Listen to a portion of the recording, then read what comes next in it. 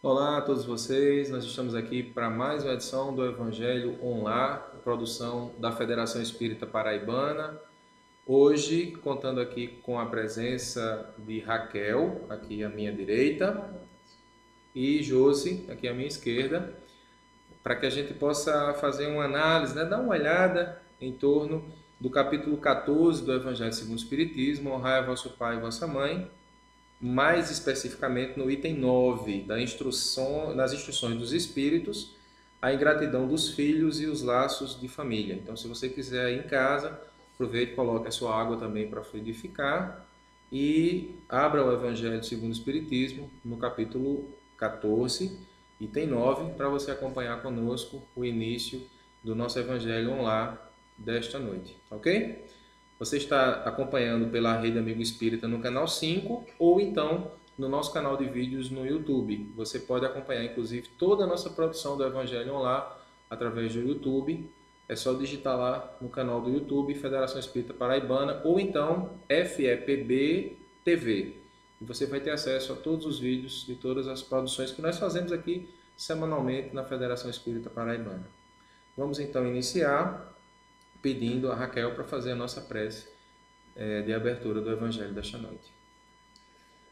Então vamos todos fechar os nossos olhos,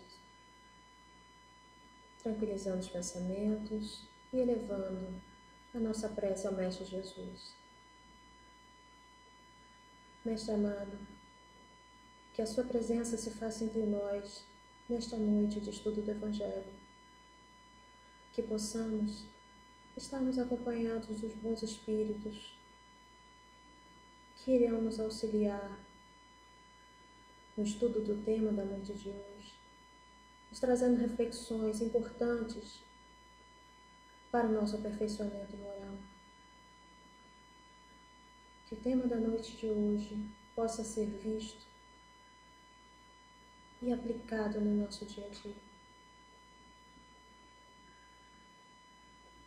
Que possamos, nessa noite,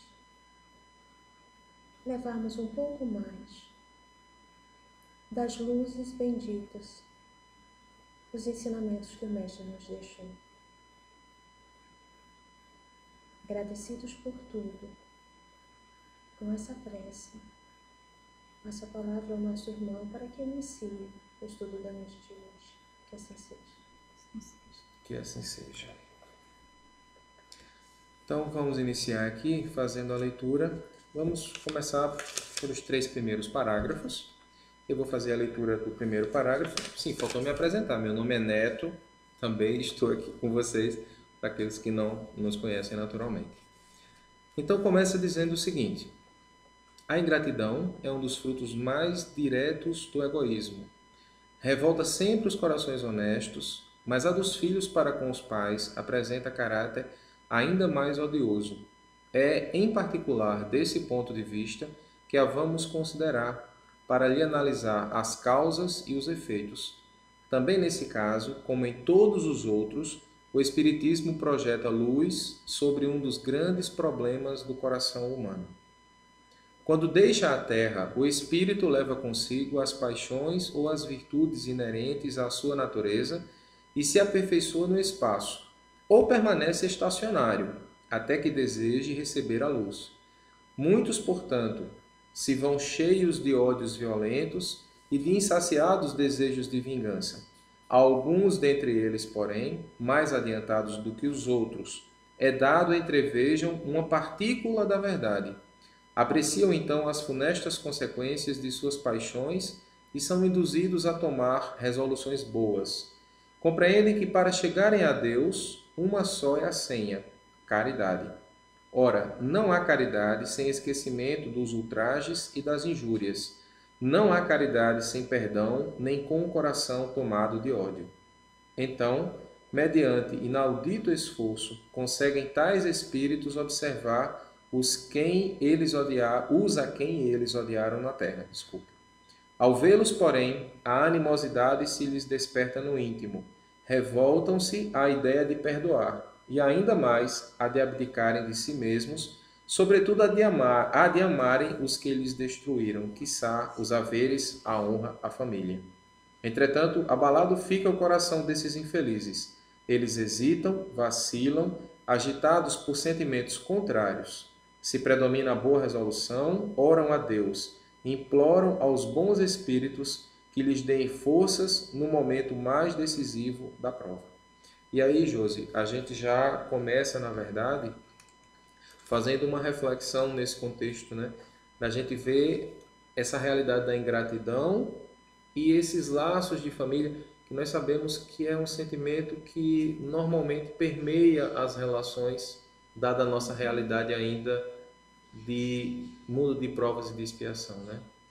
É interessante que ele inicia e ele traz algo assim muito, quando ele diz a ingratidão é um dos frutos mais diretos do egoísmo. E a gente não é grato por algo que a gente acha que o outro tem a obrigação de nos conceder. Então, quando ele traz, eu acho muito interessante o honrai vosso pai e vossa mãe, se a gente não tiver a compreensão da reencarnação, ela fica, porque vamos pegar alguns pais que realmente rejeitam, são ausentes. Então, se a gente não tem essa compreensão dessa reencarnação e que nós, pelo menos, pela essa condição de favorecer que nós tenhamos esse corpo físico para estarmos aqui, então só isso, né, como diz Joana de Ângeles, já é o suficiente para você honrar.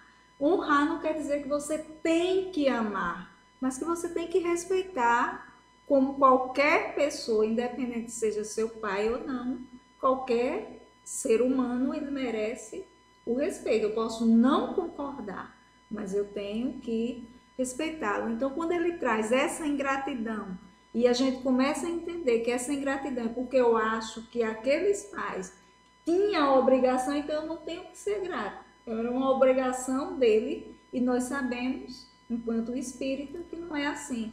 Há todo um planejamento. Nós sabemos que a família ela passa por esse vínculo de resgatarmos aquilo que nós estamos em desequilíbrios e começamos através desse corpo que esses dois espíritos se propõem a nos oferecer. Então eu acho assim, aí entra quando ele diz o egoísmo, porque aí eu só estou pensando em mim. Ah, não, eu não pedi nem para vir, né? Às vezes a gente até repete, não pedi nem para vir. Pelo contrário, nós ficamos alucinados lá para a gente ter uma oportunidade de estarmos hoje aqui reparando, seja com esses pais que não são uns carrascos, né? Seja aqueles pais que são omissos, seja aqueles pais que são permissivos, que também entra nessa dificuldade hoje, né, em relação aos filhos. Então, eu acho que nesse sentido, quando ele diz essa ingratidão, eu acho que a gente tem que começar a mudar esse conceito e sermos gratos a esses dois que nos proporcionaram um espermatozoide e um óvulo que nos deu esse corpo físico. Então, só por isso já temos que sermos gratos. E esse é um ponto até, né, Raquel, assim, eu estava pensando aqui, Josi já falou, mas para a gente jogar uma luz a mais, né? Muitas pessoas pensam que assim, a ingratidão ela é devido, mas assim, só fez nascer, né? Só deixou nascer. E que reflexão a gente pode fazer assim nessa linha da ingratidão? Mas o nascer já não seria nesse contexto uma bênção, né? Uma oportunidade que aquela mãe, né, permitiu, ao invés de ter optado, por exemplo, pelo aborto? É verdade. A opção de deixar a criança vir ao mundo já é um grande benefício para o resgate dessas diferenças que podem estar ocorrendo entre aqueles espíritos. Nós temos que perceber que o próprio espírito que encarna uma mãe, que encarna um pai, ele também não é perfeito, ele também está passando por um período de aprendizado moral muito grande e de repente aquela gravidez pode se tornar para ele, para ela, para a família, né, pode se tornar um peso muito grande que eles acreditam que não são capazes de levar adiante. Mas o fato de permitir que esta criança nasça ou dando para adoção, né? De acordo com o seu adiantamento ou evolução moral, vai ser criado por um parente, vai ser criado por outra família, né? Já foi um pequeno passo que aquela mãe, que aquele pai conseguiu dar dessa vez, né? Então, a natureza não dá saltos, a gente vai acompanhando, né? E percebendo aquele espírito no seu contexto maior, né? Dentro das possibilidades e das incapacidades dele, o que é possível. Se dessa vez foi possível apenas gerar o filho e não é possível ainda, né, criá-lo, pelo menos aquele pai ou aquela mãe não cometeu o crime do aborto, que seria um débito maior, um crime maior. Né? E assim, quando a gente observa, né, a contribuição que a doutrina espírita ela traz, ela joga uma luz porque a gente vai fazer uma reflexão também em torno da lei de causa e efeito. É lógico que não está escrito, né, que um pai ou uma mãe abandonaria um filho. Isso não é da lei, né? Isso é algo que seria até contrário, mas é importante que a gente reflita que quando Jesus fala em relação aos escândalos, né, ele diz, trazendo de volta, né, aquilo que ele fala para a gente em relação aos escândalos, ele diz que nós viveríamos situações de escândalo no mundo. E passar por esses escândalos, na verdade, dentro da necessidade, não porque estava escrito, mas em função da nossa própria ignorância acerca do desconhecimento da lei. E quando a gente opta por ir num caminho que não é o caminho melhor, a gente vai ter o mecanismo da dor que há de nos trazer de volta através desse cuidado divino, vamos dizer assim, para que a gente consiga refazer esse caminho, às vezes até em condições mais difíceis, mas ao mesmo tempo é a gente poder aproveitar as oportunidades que a vida nos permite. E aqui a gente vê assim, é um processo contínuo, né? Quando ele vai falar, por exemplo, aqui no parágrafo seguinte, o espírito leva consigo as paixões ou as virtudes inerentes à sua natureza e se aperfeiçoa também no espaço, desde que queira, né? Mas aí a gente vai ver que há necessidade para aqueles que já são um pouquinho sensibilizados, né, de poder retornar no seio de uma família, e aí a gente já entra numa outra abordagem, que seria a família efetivamente, aqueles que se encontram vinculados na família, com pais e mães, porque também não estão diferentes, né, nesse sentimento da ingratidão. A gente vai ver muitos filhos que reclamam dos pais, mesmo os pais presentes, né, criando, educando, acompanhando, mas a gente vai ver também que esse é um processo que é natural na sociedade hoje, da reclamação, né? Afinal, assim, a gente pode pensar, parece que os pais dos vizinhos são sempre melhores do que os nossos, né? É interessante, a primeira coisa, se a gente não entender, né, esse princípio reencarnacionista, se nós entendermos que cada encarnação é uma necessidade, né, cuja finalidade é nós nos aprimorarmos, a gente começa a ser grata não só a esses pais, mas ser grata de uma forma geral a essa oportunidade. E aí entra a grande misericórdia de Deus, né, esse grande amor que Ele nos tem, que Ele nos dá esse método educativo para que a gente possa encarnar, possamos nos melhorarmos, né, enquanto filho. E é interessante quando você coloca sempre, porque os filhos e todos nós não nascemos pais, nós não sabemos ainda exercer essa função de pais, porque é um aprendizado, nós sabemos ser filhos, porque fomos criados até como filhos, espíritos imortais. Então, quando a gente nasce assim, achamos que somos dono de tudo, né? Todas as exigências da natureza, da sociedade, tudo que me favoreça, tudo que me traga. Então, a gente só sabe pedir, a gente só acha que tem direitos. E nós nos comportamos dessa mesma forma em relação a Deus. A gente acha que Deus está o tempo todo ali. Tem um dito que diz assim, como se fosse um garçom, né? Deus a gente chama e Ele tem que estar aqui fazendo todos os meus pedidos. E nós esquecemos que nós temos que agradecer essa oportunidade de encarnar, porque as leis, né? Você coloca a lei de causa e efeito, e ela própria, Deus não precisa castigar, não precisa criar mecanismo para nos punir, porque a própria lei em si, ela já tem esses mecanismos da ordem, da paz, da harmonia, de chegarmos ao progresso. Então, somos nós mesmos, com esses comportamentos egoístas, a começar com nossos pais, e eu acho interessante, porque está assim, honrar pai e mãe é o 4º mandamento. Os 3 primeiros é as nossas relações com Deus, amar a Deus sobre todas as coisas, o próximo como a ti mesmo.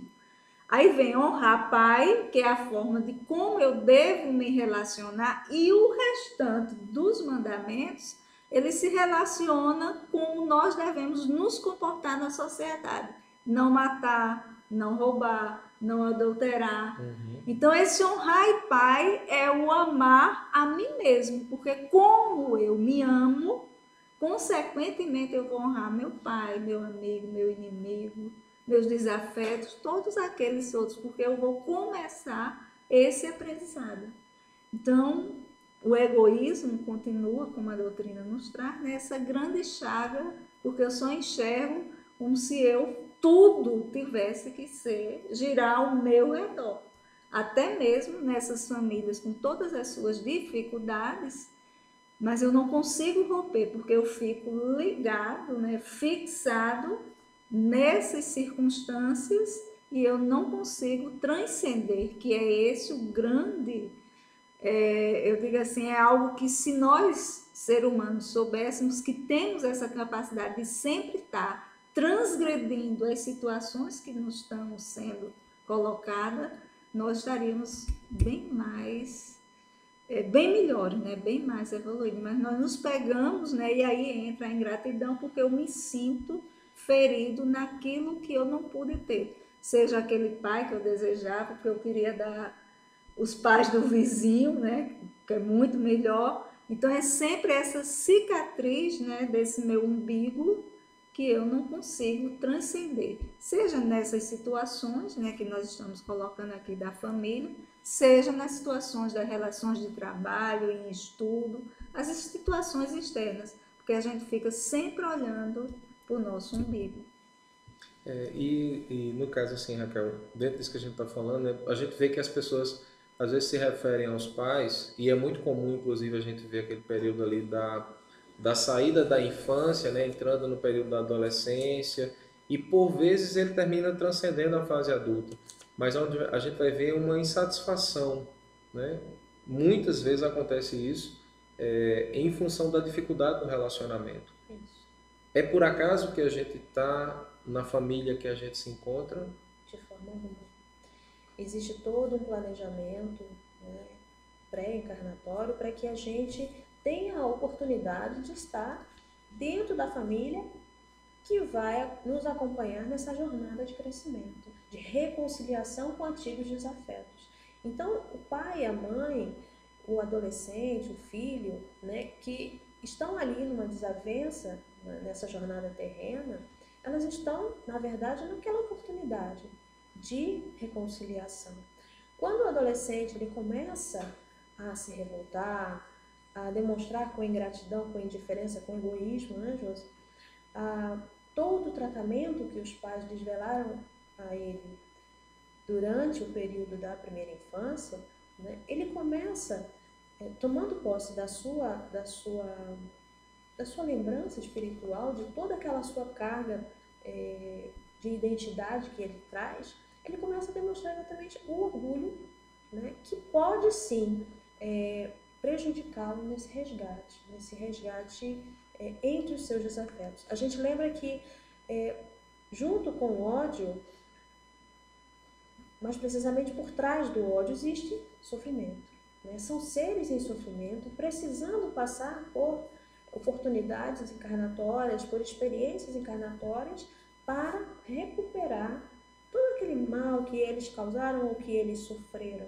Então, quando a gente leva um olhar mais caridoso, mais complacente com aquela família, com aquele cenário, com aqueles espíritos, a gente percebe que ali existem seres espirituais em sofrimento buscando esse resgate. Os filhos, lá mais à frente, é que vão começar a compreender, quando passarem pelas suas próprias experiências enquanto pais, vão começar a compreender o esforço dos seus, a imperfeição dos seus pais, toda a disposição dos seus pais em oferecer o melhor.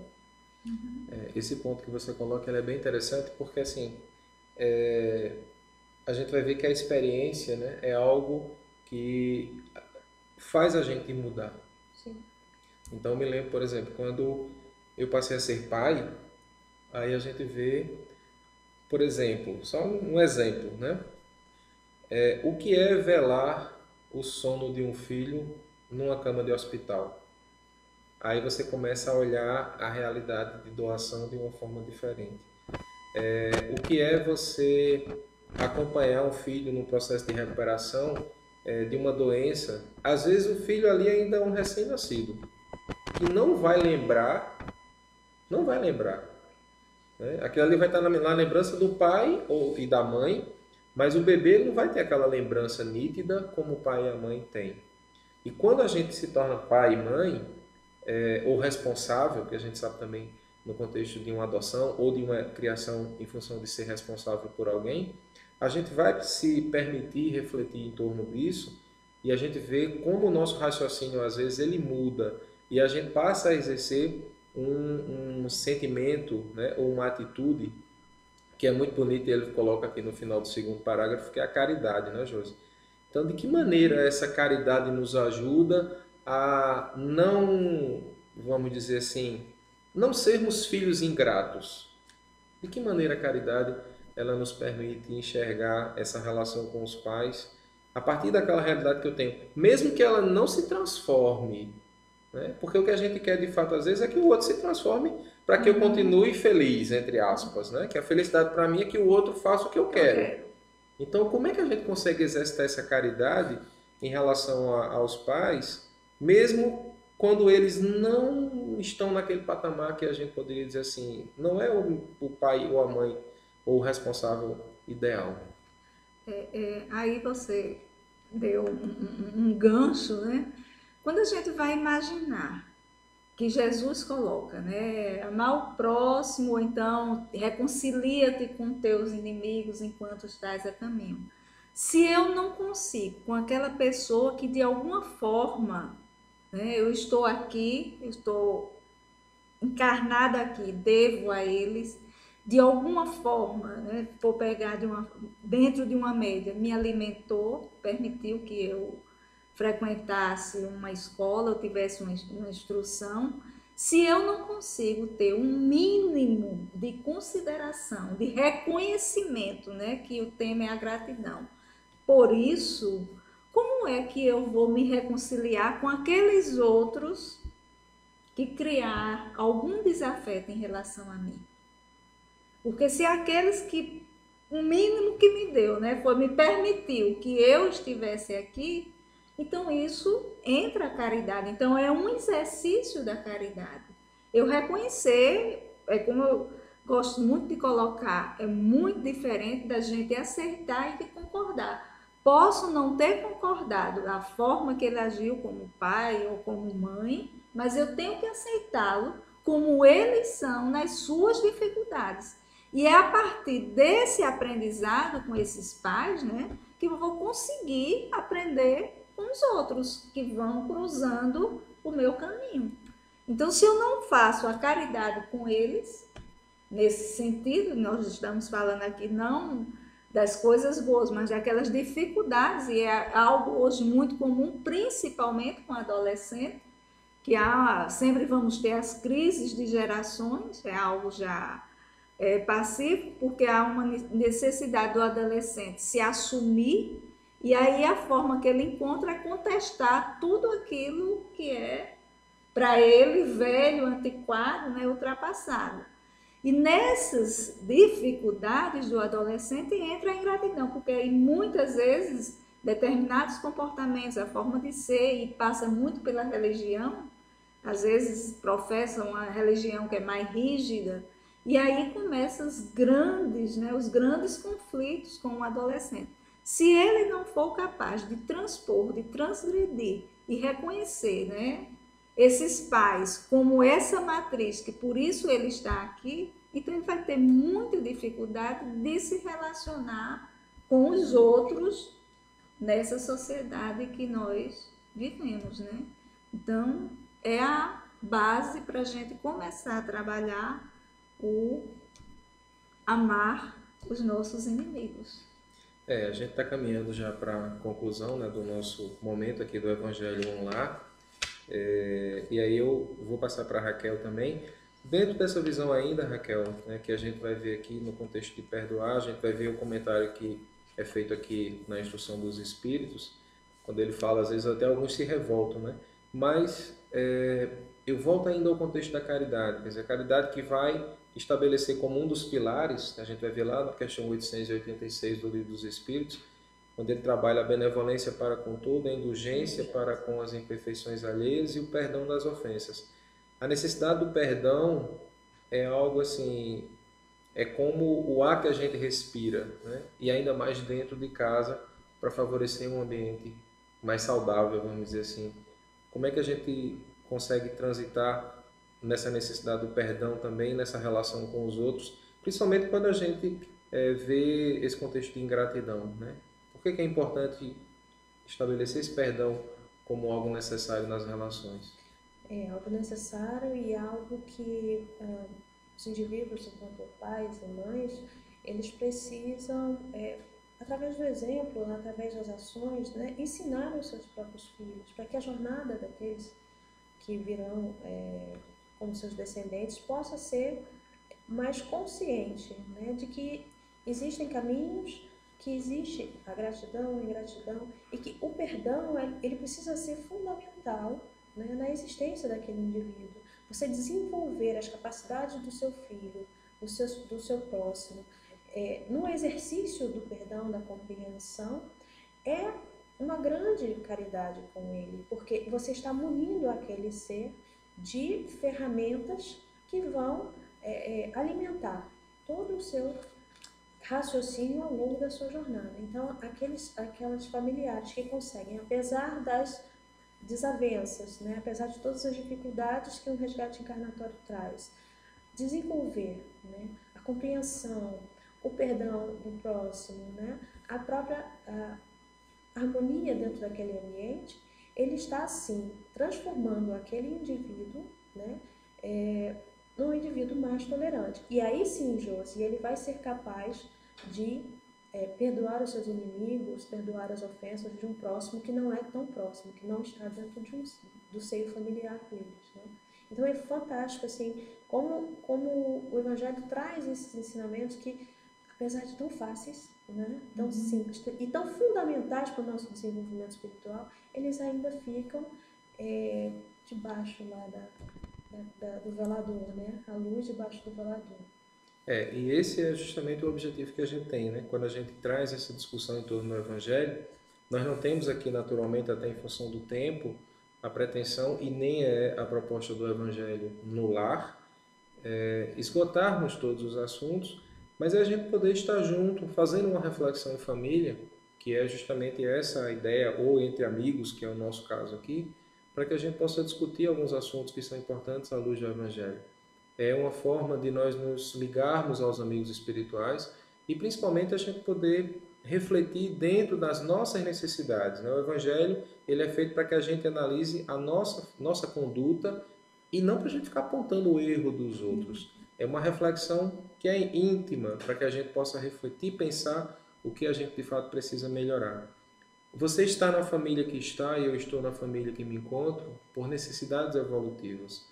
Se eventualmente você está tendo dificuldades na sua família, no convívio com seus familiares, ore a Deus, mantenha a fé e, acima de tudo, exercite a caridade, nessa visão de benevolência, indulgência e perdão, que certamente o seu exemplo haverá de transformar uma realidade, a realidade que você está vivendo. Nós só não sabemos quando isso vai acontecer. Então é importante perseverar, é importante exercitar o sentimento do amor através da caridade e é importante também sermos gratos às pessoas que nos permitiram vir ao mundo, que nos permitiram a oportunidade do nascimento, porque nós não sabemos efetivamente sob que circunstâncias essas pessoas estavam naquele momento e principalmente, né, nós não compreendemos as limitações dos outros, porque nós ainda temos dificuldade de compreender as nossas limitações. Dessa forma, portanto, nós agradecemos a vocês pela companhia e pela audiência e pedimos a Josi, então, para fazer a nossa prece de encerramento do Evangelho Online desta noite. Vamos nos harmonizando, aquietando as nossas mentes e os nossos corações e assim elevarmos os nossos pensamentos ao nosso Deus Pai de infinita bondade e pedir por todos os espíritos encarnados e desencarnados que habitam este planeta, para que receba, Pai, essa luz do Evangelho que liberta, que transforma, e que possamos assim ser cada vez espíritos melhores, que possamos pedir também por este nosso país que passa por momentos de transformações, que possam ter o discernimento necessário daqueles que conduzem as várias instâncias dos destinos desta nação, para que o nosso povo possa usufruir daquilo que lhe é de direito, mas também cumprindo os seus deveres. Que assim seja, Pai. Que assim seja. Então, meus amigos, até o nosso próximo encontro. Muita paz a todos e aproveitando, nossa água para fluidificação, e a gente sorve ela agora ao final do nosso encontro, desejando a você muita saúde e muita paz, ok? Até lá!